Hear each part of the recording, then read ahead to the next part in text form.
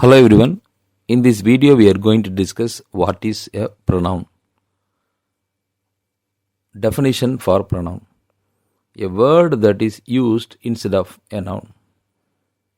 நம்ம ப்ரீவியஸ் வீடியோஸில் parts of speech basics teach பண்ணோம்.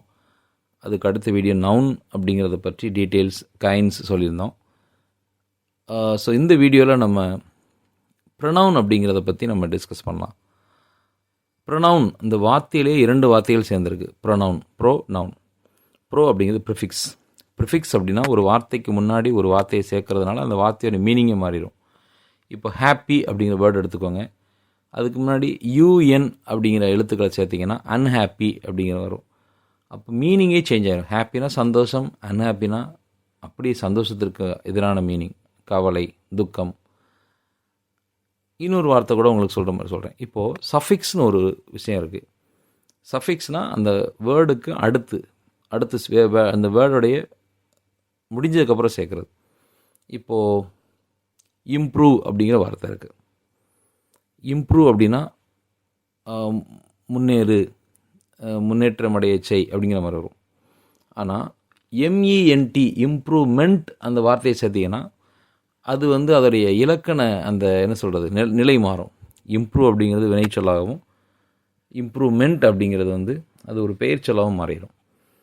ஸோ ஒரு ப்ரிஃபிக்ஸ் ஆர் சஃபிக்ஸ் இதோட வேலையே தான். ப்ரிஃபிக்ஸ்னால் முன்னாடி சேர்ந்து அந்த வேர்டோட மீனிங்கை மாற்றுற ஒரு வார்த்தை. சஃபிக்ஸ்னால் அந்த வார்த்தைக்கு பின்னாடி அந்த வேர்டுடைய மீனிங்கையோ இல்லை இலக்கண நிலையவோ மாற்றுற ஒரு வார்த்தை தான் ப்ரிஃபிக்ஸ் சஃபிக்ஸுமாங்க. This is just a basic for you. Okay, so இதோட மீனிங் என்ன? ப்ரோ அப்படிங்கிற வார்த்தையை எடுத்துக்கிட்டிங்கன்னா ஃபார்வேர்டு அப்படிங்கிற மீனிங்லாம் இருக்கும். இப்போ இந்த இடத்துல ஃபார் அப்படிங்கிற மீனிங் பயன்படுத்திக்கலாம். ஃபார்னா சார்பாக.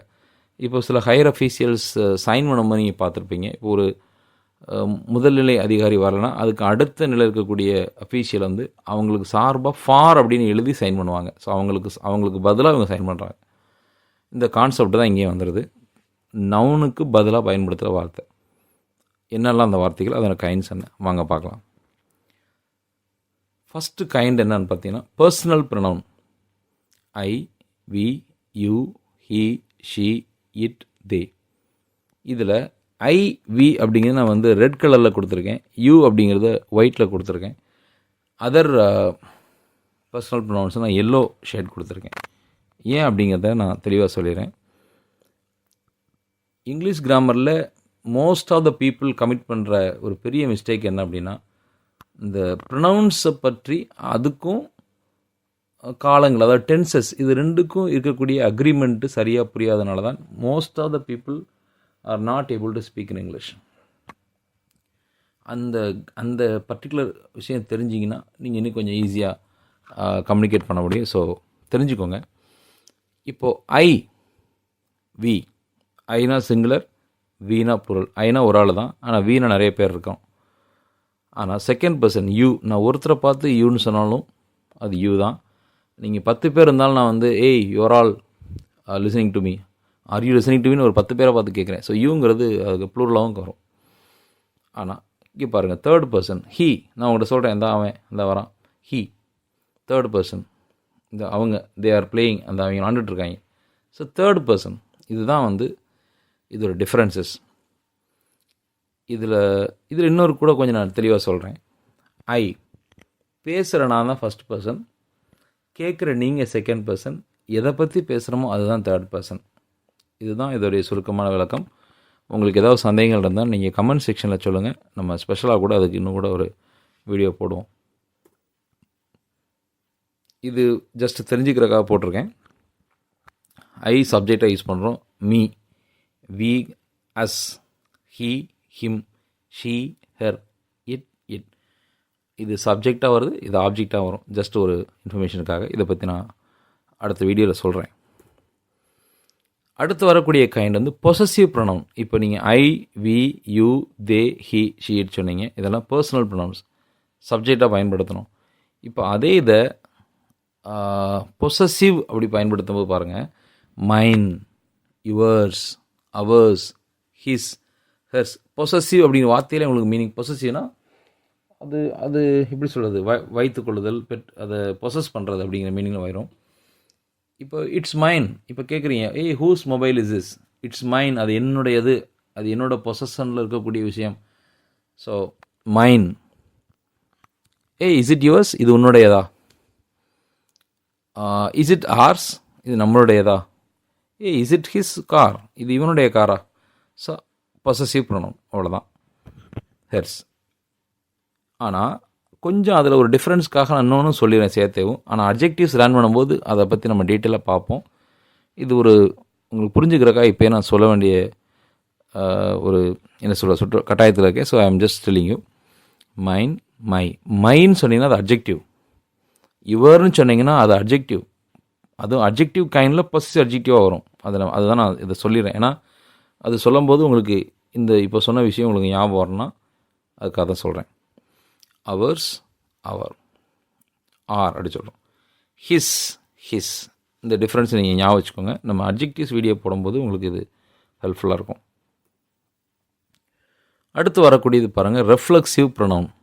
இதுவே ரொம்ப சிம்பிள் தான்.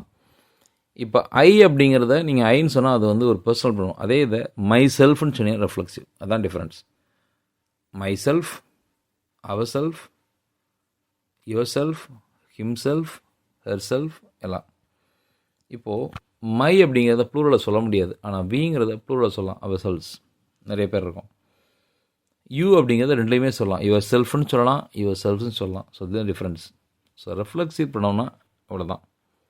அதுக்கடுத்து வரக்கூடிய கைண்ட் வந்து பார்த்திங்கன்னா இன்டெஃபினிட் ப்ரொனவுன்ஸ்.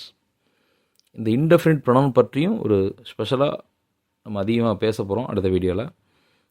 இது அந்த கைண்டை தெரிஞ்சுக்கிறக்காக இந்த slide. Nobody, somebody, anybody, everybody. இதுவுமே ஒரு கைண்ட் ஆஃப் ப்ரொனவுன். அந்த ப்ரொனவுனுக்கு அந்த கைண்டோட பேர் வந்து இன்டெஃபினிட் ப்ரொனவுன்.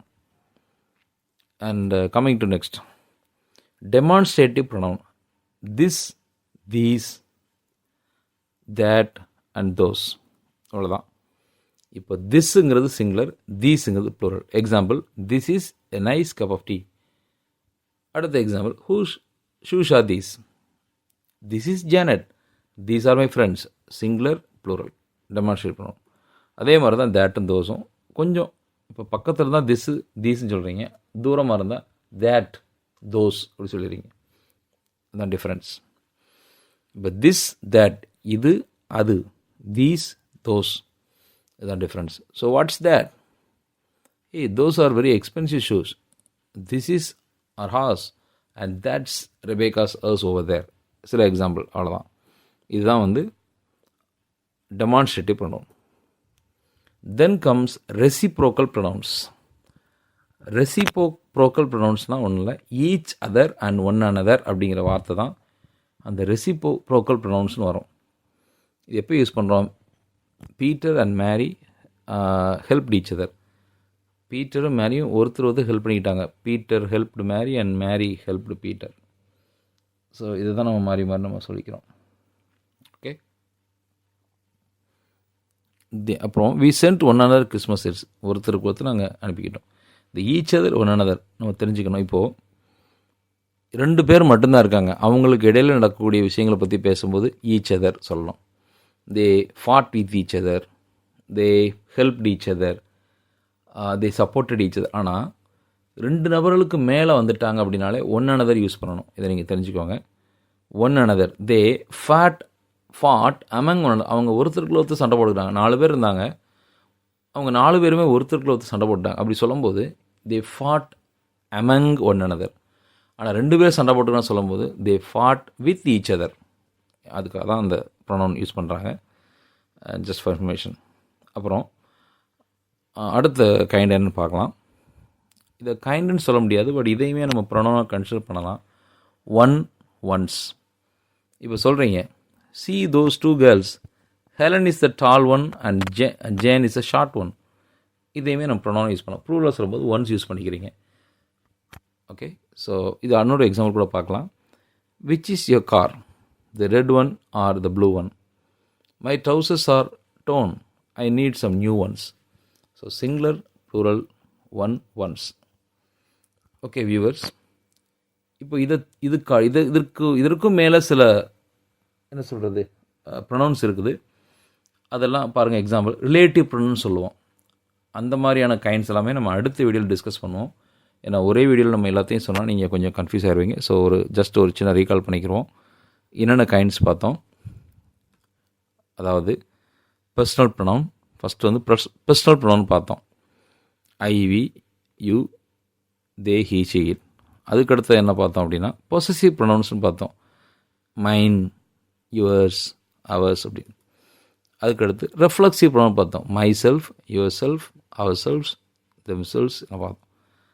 தென் இன்டெஃபினிட் ப்ரொனவுன்ஸ் பார்த்தோம். இதை பற்றி ஒரு தெளிவான வீடியோ நான் அடுத்த டைம் உங்களுக்கு பப்ளிஷ் பண்ணுறேன். தென் டெமான்ஸ்ட்ரேட்டிவ் ப்ரொனவுன்ஸ் பார்த்தோம். தென் ரெசிப்ரோக்கல் பார்த்தோம். கடைசியாக ஒன் அண்ட் ஒன்ஸ் இது செப்பரேட்டாக ஒரு கைண்டை நான் சொல்லியிருக்கேன். ஸோ அடுத்து வர வீடியோவில் ரிலேட்டிவ் ப்ரொனவுன்ஸ்னால் என்ன, இதே இன்டெஃபினிட் ப்ரொனவுன்ஸோடைய அதோடைய எக்ஸாம்பிள்ஸ் என்ன அப்படிங்கிறத பற்றி நான் பார்க்க போகிறோம். Okay, anyhow, I hope you enjoy this video. Thank you.